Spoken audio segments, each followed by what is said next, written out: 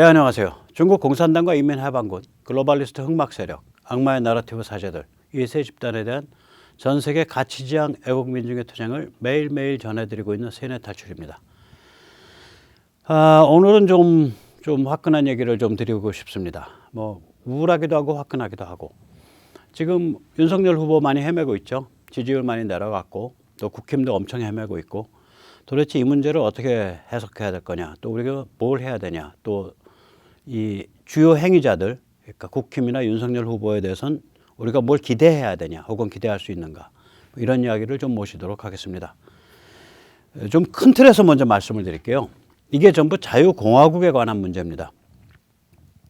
세계 차원에서 보면 자유공화국이 엄청난 위기 속에 또 엄청난 기회를 맞고 있습니다. 예를 들어서 지난 한 50년 동안, 최근 더 심해지고 있는데 빈부격차가 극심해지고 있습니다. 그래서 이거를 어반 페선트라 그럽니다. 뭐냐면 도시 소장농. 예를 들어서 미국에서요, 이게 한 50년 동안 진행된 건데, 가계 자산 대비 주택 할부금 부채가 41%에 도달합니다. 그리고 가계 부채 대비 주택 할부금 부채가 73%에 도달합니다. 평균입니다. 나이 들은 사람이건 젊은 사람이건. 전체 가구의 약 40%가 월세를 살고 있고요. 월세 가구의 50%가 순자산이, 그러니까 빚 떨고 뭐하고 했을 때 순자산이 $6,000 이하입니다. 700만 원 이하입니다. 또 월세를 살고 있는 노령층의 재산은 $7,000 이하입니다. 800만 원 이하입니다. 여성이 이끄는 가장, 여성이 가장으로 이끄는 그러한 가구의 절반은 순자산이 $2,000, 240만 원 이하입니다. 즉 하루 벌어서 하루 먹고 산다는 거예요. 상당수의 사람들이. 이걸 그래서 어반 페선트라고 부릅니다. 도시 소장농. 이렇게 중산층이 붕괴하면 공화국이 위기에 빠질 수밖에 없습니다. 공화국은 원래 이제 그리스에서 나왔는데, 고전 그리스 시대 때 시작했는데, 이미 그때도 아리스토텔레스 본인도 그렇게 말을 했고, 중산층의 그 의미를 굉장히 강조를 했습니다. 중산층이 튼튼해야 이제 재산이 없는 그 빈곤계층 중에서는 더러 이제 그 아주 과격한 이제 그 관점을 가진 사람들이 나올 수 있다 이거예요. 그거를 견제를 해주고, 또한 재산이 막 썩어날 정도로 많아서 사회를 쪼물락쪼물락거리겠다는 그런 사람들에 대해서는 견제를 할 수 있고, 즉 이 자유공화국이요, 중산층하고 굉장히 관계가 깊습니다. 중산층이 튼튼해야 됩니다. 또 생활이 안정된 서민층도 튼튼해야 됩니다. 우리나라 같은 경우는요, 그 어떤 의료보험이라든지 혹은 자동차 유지비 이런 것들이 극도로 작거든요. 워낙에 그 대중교통이 잘 발달했고 이러고, 또 워낙에 의료보험이 좋아서, 그래서 우리나라 같으면 사실 서민층도 본인은 서민이라고 생각하는데, 지금 이 기준으로 보면 이게 중산층이에요. 중산층에 해당해요. 미국 기준으로 보면. 그래서 이제 한국에서도 이게 이제 최근에 심해지고 있는데요. 특히 IMF 이후에 이 계층 상승이 막혀 있습니다. 그러니까 중산층이 튼튼하고 계층 상승, 계층 순환이 이루어질 수 있어야 자유공화국이 체질적으로 튼튼해집니다. 이것이 문재인 때 더 악화됐죠. 그리고 팬데믹 때 더 악화됐고, 이 사진은 뭐냐면 2021년에 팬데믹 와중에서 몇 명의 세계 최고의 갑부들의 재산이 얼마가 불었냐. 무려 400조 원이 불었습니다. 400조 원이 불었습니다. 몇 명 안 되는 세계 최고 갑부들이. 즉 다시 말하자면 중산층은 더욱더 어려워졌고, 아주 잘 나가는 재산 있는 자산가들은 더욱더 살이 찐 그런 현상이 팬데믹 와중에서 벌어졌습니다. 엊그제도 제가 누구랑 만나서 낮에 잠깐 커피 마시면서 얘기할 때, 이 팬데믹의 가장 큰 어떤 사회경제적 문제 중에 하나는 계층의 급격한 분화다.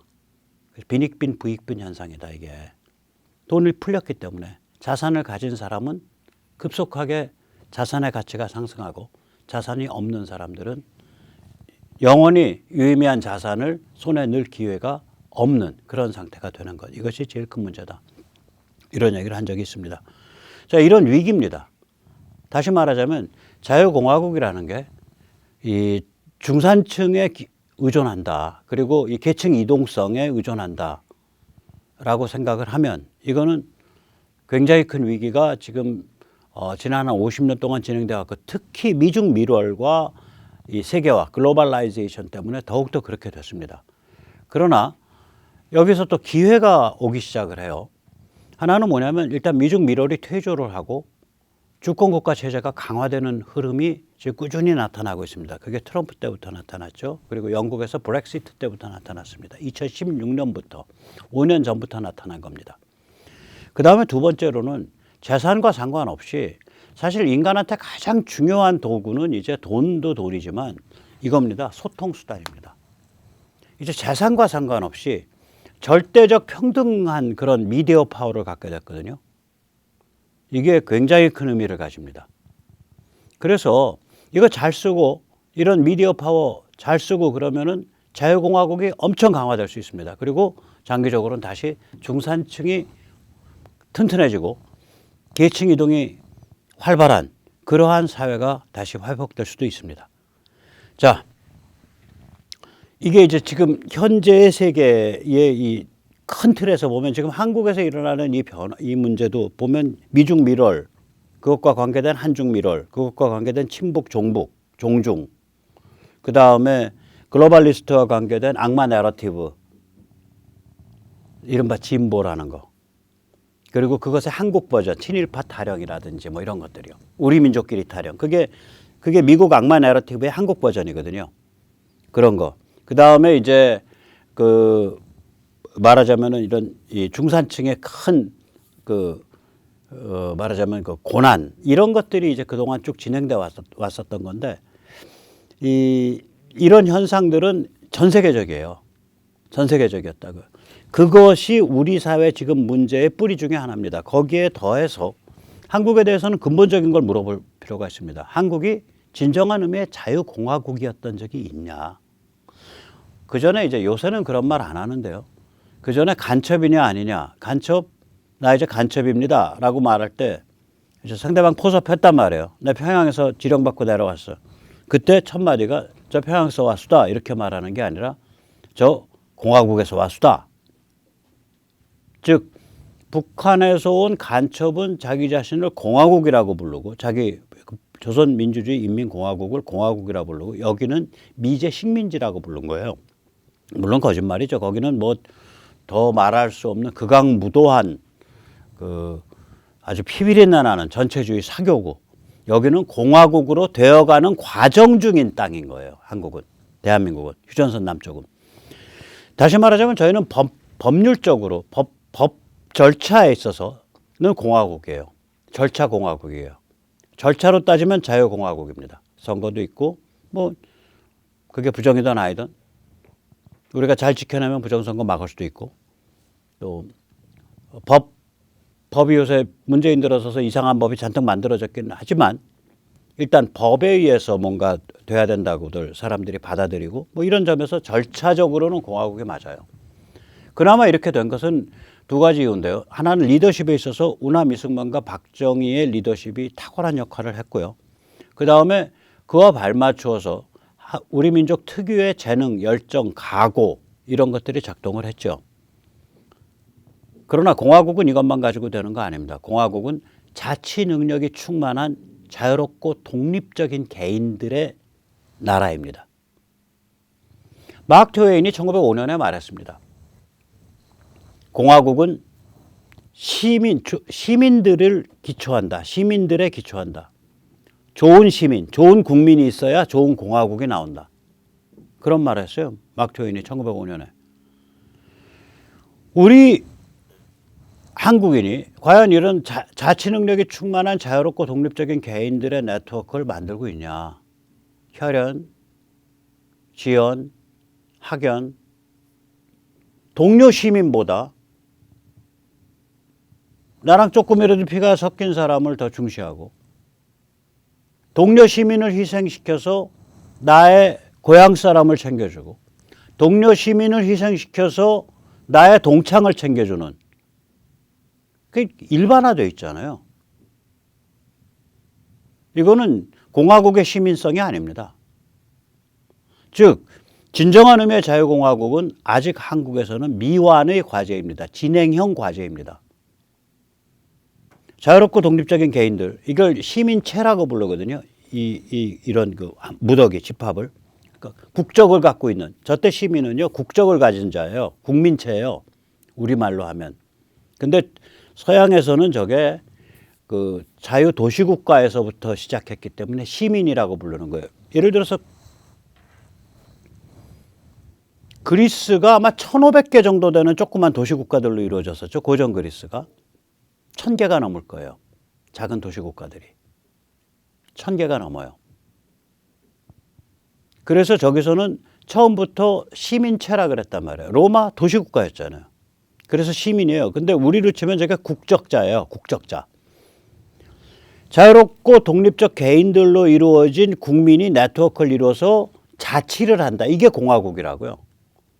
그때 그럼 다시 말로 하면 이거 뭐냐면 표현, 출판, 집회, 결사, 종교의 자유를 100% 활용해서 자치하는 능력을 가지고 있다 이 소리예요. 그러면 이 능력 그냥 나오냐? 세계관이 썩어 있으면 안 나오죠. 그 다음 이상하게 병적인 거, 비틀려 있는 거 이걸 보고 아름답다 하고 그런 식의 미추관, 미학이죠. 미추관을 그렇게 미추관이 비틀려 있으면요. 저 능력 안 나오죠. 윤리관이 비틀려 있으면 안 나오죠.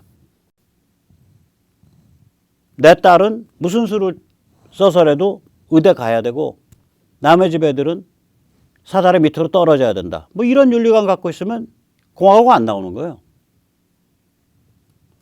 그 다음에 저런 능력이 저게 하나의 문화로 자리를 잡아야 되니까 저게 담론으로 나와야 되고 개념으로 나와야 되고 역사 해석으로 나와야 되고 그 다음에 내러티브로 나와야 된다고요. 근데 지금 우리 사회를 지배하고 있는 내러티브, 예를 들어서 대한민국은 친일파가 만들어서 친일파가 미제와 손을 잡고 운영해온 나라다.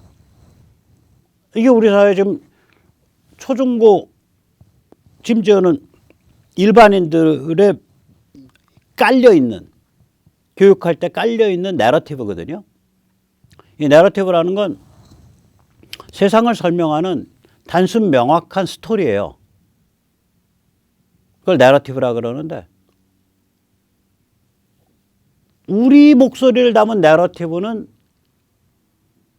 뭐 존재감이 없는 거예요. 밈, 우리 목소리, 우리의 관점을 담은 상징책에 태극기 하나밖에 없잖아요. 쟤들은 밈을 계속 만들어낸다고요. 이 사랑합니다 요거에서 본 따가지고 세월호 마크 만들고 밈을 계속 만들잖아요. 근데 밈이라는 건 상징 아이콘을 밈이라 그러거든요. 딱 보면 연상되는 거. 그러면 저 무의식 속에 각인된단 말이에요. 즉 다시 말하자면 이런 점에서 우리가 하나도 안 돼 있다는 얘기예요. 그 얘기는 무슨 얘기냐면 우리가 아직 자유롭고 독립적인 개인들로서 자치 능력을 획득하지 못했다. 다시 말하자면 대한민국은 아직 자유공화국에 도달한 적 없다 이 소리가 돼요. 근데 역설적으로 지금이 바로 자유공화국에 도달할 수 있는 최적 타이밍이에요. 제가 말한 지금이라는 건 올해, 내년 뭐 이런 정도가 아니라 앞으로 한 4, 5년. 일단 첫째, 미국에서 정치혁명이 진행되고 있어요. 미국의 정치혁명은요, 굉장히 저건 전 세계적인 모범 사례예요. 항상 최소한 모델 케이스예요. 일단 아까 자유공화국, 현대적 자유공화국, 2500년 전 그리스의 반쪽짜리 자유공화국 말고 현대적 자유공화국 어디서 만들어졌냐? 250년 전 미국에서 만들어졌어요. 처음이라고요, 그게. 그러면은 미국에서 지금 글로벌리스트와 MTR, 마가 트럼피즘 신공화주류, 글로벌리스트 민주당하고 MTR이 지금 대판 싸움이 붙어가지고 어떤 국가의 명운을 놓고서 거의 내전급의 전쟁을 벌이고 있는데, 예를 들면 트위터에서 그 계정을 삭제해버리고 영구 중지시키잖아요. 연방 하원의원, 연방 의원들 거를. 마음에 안 드는 소리 했다고. 엊그저께는 그 백신에 대해서 그 모더나의 그 백신 공동 개발자 중에 한 명이 좀 비판적인 얘기를 했었어요. 그거를 보도한 언론사의 트위터 계정을 트위터가 다 없애버렸어요. 이건 정치 내전이거든요, 일종의. 아주 살벌한 정치 내전이 진행되고 있는 거예요. 그게 이제 결판이 나간다고요. 그러면 저게 미국의 정치 권력만 바뀌는 게 아니라 이번에는 굉장히 깊은 세계관의 충돌이기 때문에 미국이 앞으로 한 10년에 걸쳐서 대학에서 가르치는 거, 초중고에서 가르치는 거, 일반 언론에서 이야기하는 거, 이게 다 바뀌어간다는 뜻이에요, 저게. 그 다음에 중국의 침체 도발이 본격화되죠. 그리고 미중 전쟁 앞으로 점점 더 심해질 거라고. 특히 이제 올해죠. 이제 올해 11월에 미국 중간선거의 결과 MTR이 대승을 해서 미국의 상하 양원을 다 장악을 하면 그 새롭게 구성되는 상하 양원이 작동하는 내년 2023년 1월 3일부터는 미중 전쟁 걷잡을 수 없을 수도 있어요, 저거. 난세란 말이에요. 뭐가 큰 변화가 오는 거예요. 그럼 우리도 이때 공화국을 확립시킬 그런 그 계기들이 점점 더 이제 명확해지는 거죠. 왜냐하면은 지금 우리 사회가 이렇게까지 망가진 거는 미중 밀월에 의한 한중 밀월 때문에 그래요. 한중 밀월이 오니까 당연히 우리 민족끼리가 오는 거죠. 지금 한국과 중국이 쎄쎄쎄를 하는 판에 그럼 한국과 북한이 싸우랴 이렇게 되는 거지. 대립하랴. 너 어느 쪽 사람이야? 지금 세상에 그런 게 있어? 뭐 이렇게 되는 거죠. 그러니까 안철수가 맞는 거예요. 지금 세상에 빨갱이가 어딨 남요? 다른 말로 하면 지금 세상에 평양과 대립하자는 말씀인감요? 그 소리죠. 어떤 면에서 맞는 말이에요. 대세로 보면. 근데 대세가 뭐냐지. 그리고 우리가 대세로 수용할 거냐지. 저 같은 사람은 아무리 미중 밀월이 진행돼서 아무리 한중 밀월이 진행되고 아무리 친북이 대세가 돼도 나 그거 못해. 난 싫어.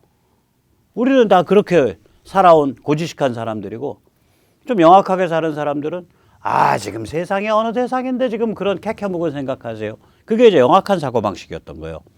지금 이제 그 사고방식의 유통기한이 끝나가고 있는 거예요.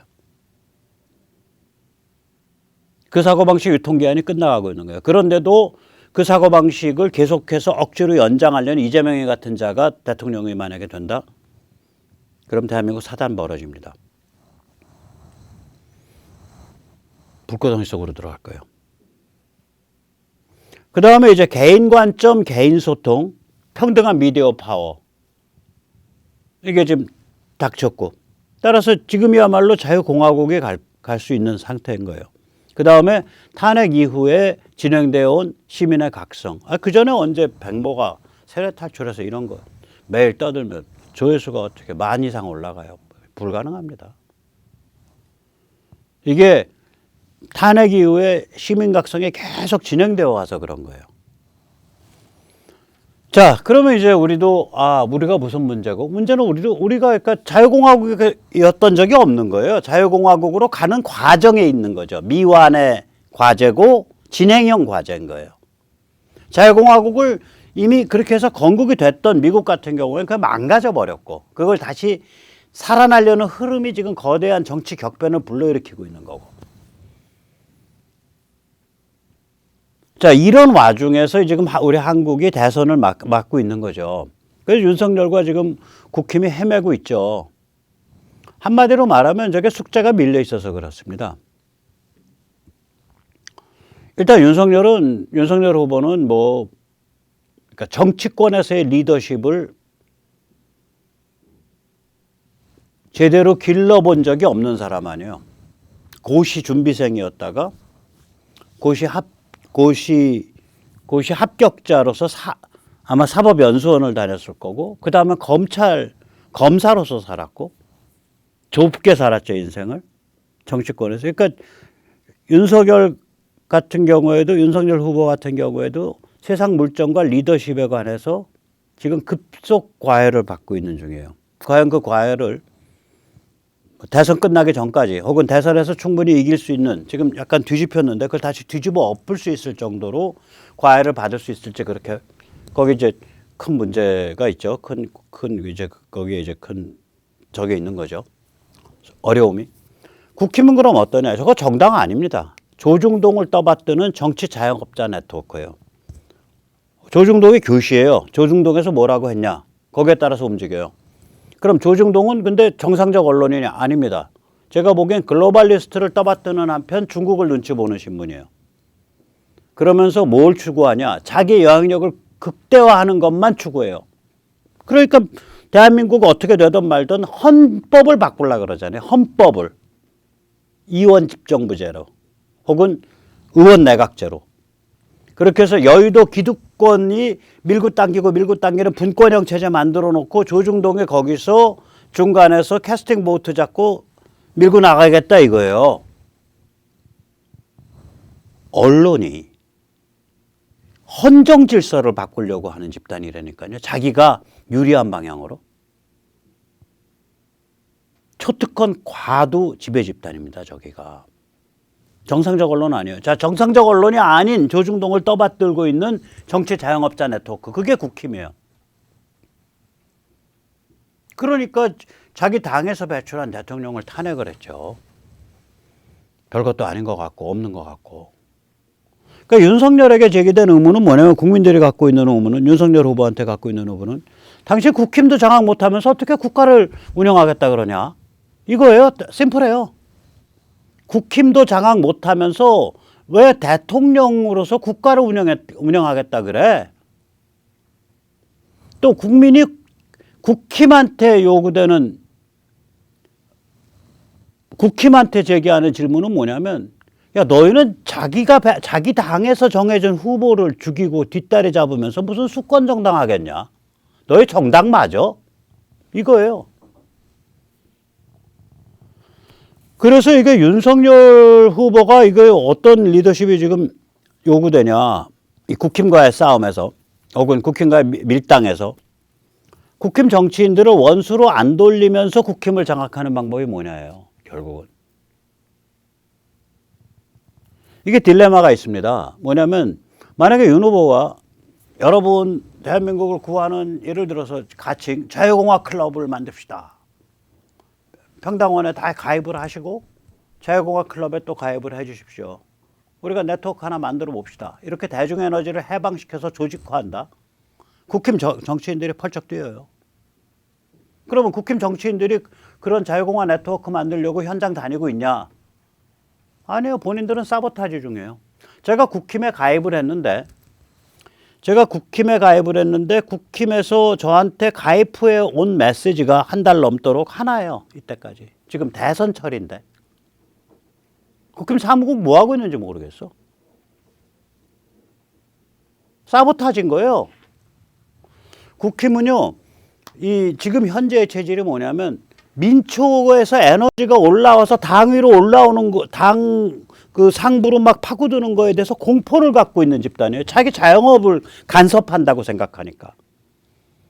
그런데 윤 후보가 밑에서부터 에너지가 올라오라고 거기다 대고 풀무지를 해?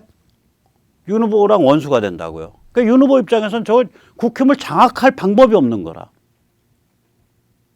거기에 윤 후보의 딜레마가 있어요. 자, 거기서 어떤 초이스를 할 거냐가 아마 굉장히 중요한 건데 제가 보기에는 뭐 우리 입맛에 맞는 나이스한 초이스는 안 나올 겁니다.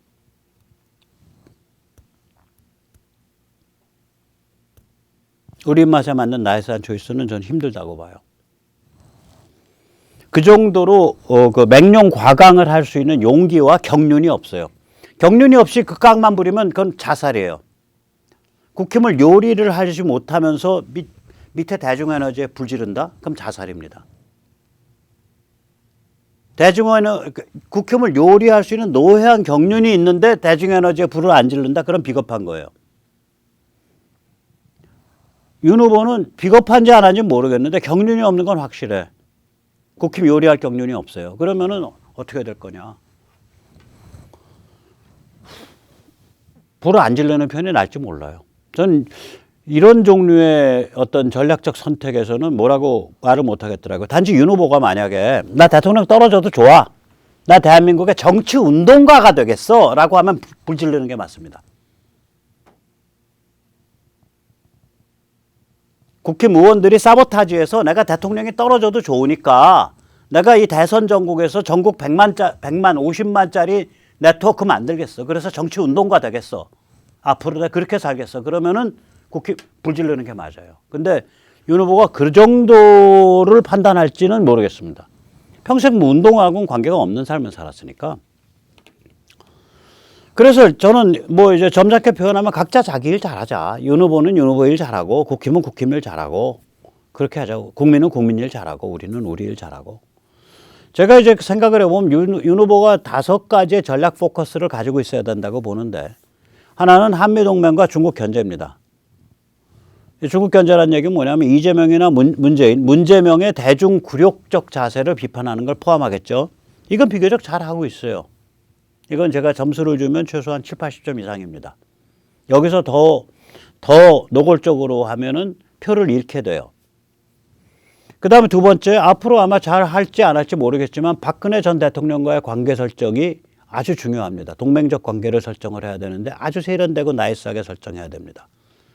세 번째로는 안철수인데 안철수랑 연합을 하든지 쭈그러뜨리든지 둘 중에 하나예요. 근데 지금 돼가는 거 보면 쭈그러뜨릴 힘은 없고 연합하는 걸로 밀려갈 것 같습니다.